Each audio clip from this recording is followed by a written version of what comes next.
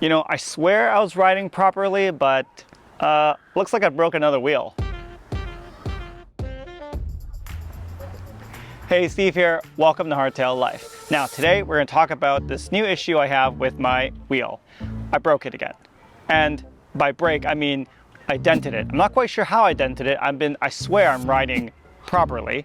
So this was my first wheel, and I had the same issue, okay? This is an aluminum wheel, and I've dented it to the point where it no longer forms a seal, and I've had to switch up to another wheel, and everything was fine for a few months. But I think it's time to explore some other options. So when I first mentioned that I had this problem, I had some suggestions, like run an insert. Well, I do run an insert. It's a Cushcore Pro, so that's not what I'm missing here. Some people mentioned to run downhill or double down tire casings.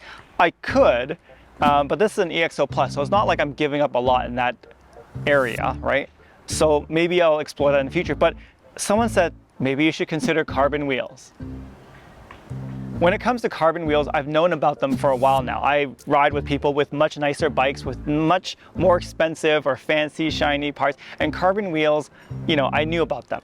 And the reason why I personally didn't run carbon wheels is mainly because they were expensive. They were generally multiple times what an aluminum wheel would cost. And to me, the whole point of this bike was to run it as modestly as possible and only upgrading the parts that I need. But now I'm starting to think, you know, now that I've broken 2 aluminum wheels, maybe spending a bit more money for a carbon wheel that doesn't break or is warranted for life becomes a better value proposition. Not cheaper initially, but maybe cheaper over its lifetime.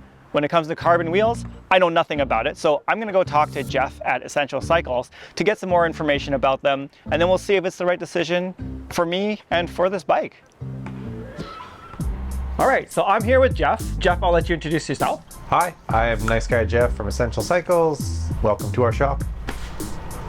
So I'm gonna ask Geoff about what are the pros and cons of a carbon wheel over an alloy wheel? One of the biggest pros is the way that carbon rims are made. They can really fine-tune the ride characteristics of the wheel.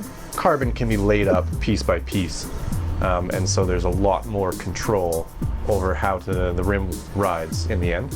Nice. The ability to fine-tune the vertical compliance of the rim often means that they are a lot more durable because there's more room for the rim to deflect under big loads rather than just take an impact that you would see on a steel rim or alloy rim. A con is that they're more expensive. They're typically, I'd say, about 2 to 3 times the price of an alloy rim. However, a lot of carbon manufacturers these days offer a lifetime warranty on their rims, so that kind of offsets that cost. You're maybe paying for 3 rims up front if you're a hard charging rider and end up smashing a bunch of rims. That's not someone I know at all. What about the build process? We kind of run through the process of taking your old wheel, if we're going to reuse the hub, disassembling the wheel, measuring all the hub dimensions and your rim dimension to calculate the spokes.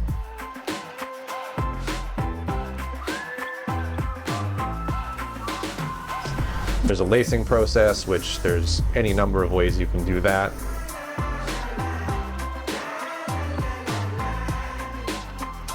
And then the tensioning and truing process is where the art of wheel building comes to, and that's where experience pays off. And that's one of the big things you're getting from a hand-built wheel is if you've got a trusted wheel builder, they're going to take the time and due diligence to make sure your wheel is perfect and will go to true very less frequently. Typically, the hand-built wheel will give you a much nicer product because you've had someone with the experience kind of really working on fine-tuning the spoke tension to build a resilient wheel, whereas machine-built wheels, you often, if I'm checking them, the tension's all over the map and they're more prone to coming out of true. And hand-building wheels is something that I really enjoy doing. Did my first wheel build in about 2003. And I've built somewhere, I estimate between 1,500 and 2,000 wheels. Wow. In my life at this point. And I think it's a really neat process. There's a lot of repetitive motions that I find quite calming.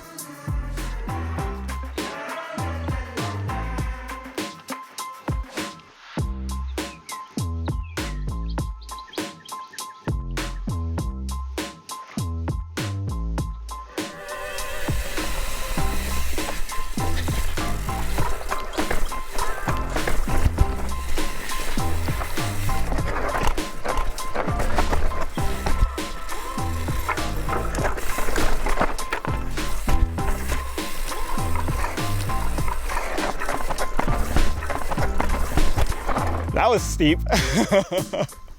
Okay, here we go.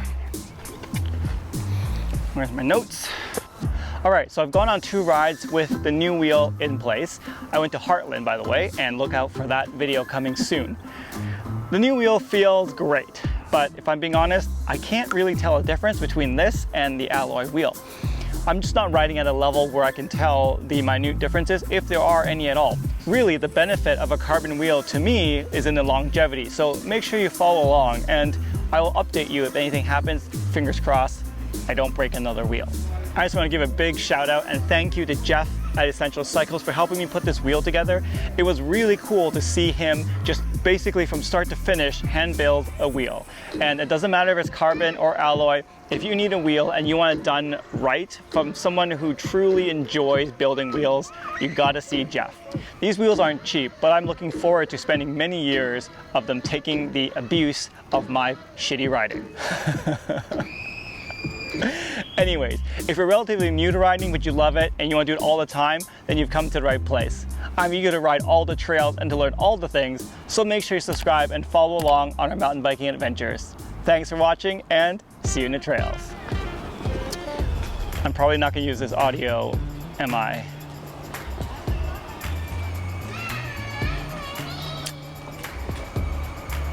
This is a public park after all.